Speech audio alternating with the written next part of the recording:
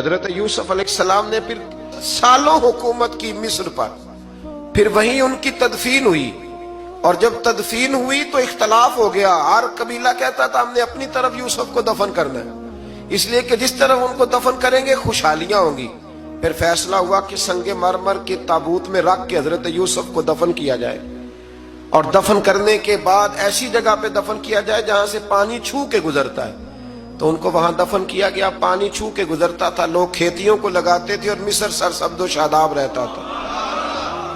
اور پھر حدیث پاک میں موجود ہے، مولا علی شیر خدا رضی اللہ تعالی عنہ فرماتے ہیں کہ نبی کریم علیہ السلام کی بارگاہ میں ایک اعرابی آیا، حضور نے فرمایا کچھ مانگ لو۔ اس دیہاتی سے حضور نے فرمایا ہے آج وہ مائل باتا، اور بھی کچھ مانگ لے۔ تو وہ کہنے لگا حضور آپ مجھے سواری کے لیے اونٹ دے دے۔ حضرت علی کہتے ہیں میں نے کہا ہے افسوس، مانگا بھی تو کیا مانگا۔ حضور نے فرمایا چل کچھ اور مانگ لے۔ کہنے لگا چلے آنے جانے کے لیے کرایہ بھی دے دے، زادرہ بھی دے دے، کھانے کیا مانگا۔ تو حضور علیہ السلام نے اسے دے دیا۔ تو محبوب فرمانے لگے تجھ سے تو موسیٰ علیہ السلام کے دور کی وہ بوڑھی اچھی تھی۔ کہا وہ بوڑھی کون سی بوڑھی؟ تو حضور علیہ السلام فرمانے لگے رب کریم نے حضرت موسیٰ کو حکم دیا کہ جب آپ مصر سے نکلیں تو حضرت یوسف کی قبر کو کھود کر ان کا تابوت بھی ساتھ لے جائیں۔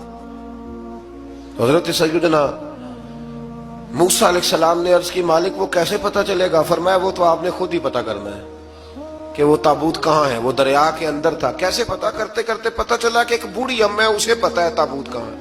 وہ کدھر ہے تابوت؟ تو بوڑھی اماں کو پتہ ہے۔ حضرت موسیٰ بوڑھی کے پاس گئے، کہنے لگے اماں وہ تجھے پتہ ہے یوسف کی قبر کہاں؟ کہنے لگی پتہ ہے۔ تو کہا اماں پھر بتا دو۔ کہنے لگے مفت میں بتا دوں،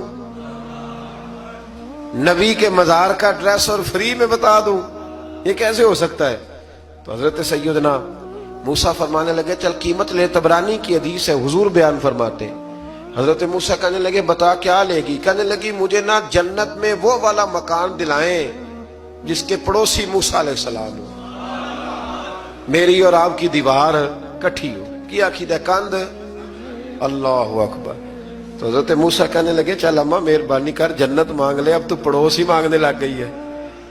تو اب نبیوں کا درجہ تو بڑا ہوگا، تو دینے والا اللہ ہے، میں دعا کرتا ہوں۔ تو کہنے لگی جی ٹھیک ہے، اگر آپ نہیں دیتے تو میں ایڈریس نہیں بتاتی۔ تو حضور فرمانے لگے اس سے تو وہ اچھی تھی۔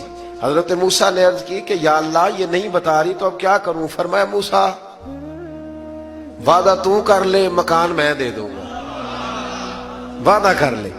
تو حضرت سیدنا یوسف کا مرتبہ دیکھیے کہ ان کے مزار کا پتہ بتانے کے لیے، مزار کا پتہ بتانے کے لیے اس خاتون نے حضرت موسیٰ سے جو قیمت لی وہ یہ تھی کہ میں جنت میں آپ کی پڑوسی بنوں گی، پھر ایڈریس بتاؤں گی۔ تو حضرت موسیٰ نے وعدہ کیا، تو پھر اس نے پتہ بتایا کہ فلاں جگہ مزار ہے۔ یہ تقریباً سینکڑوں سال بعد حضرت موسیٰ وہ وہاں سے نکال کے تابوت کو اپنے ساتھ لے کر کے گئے۔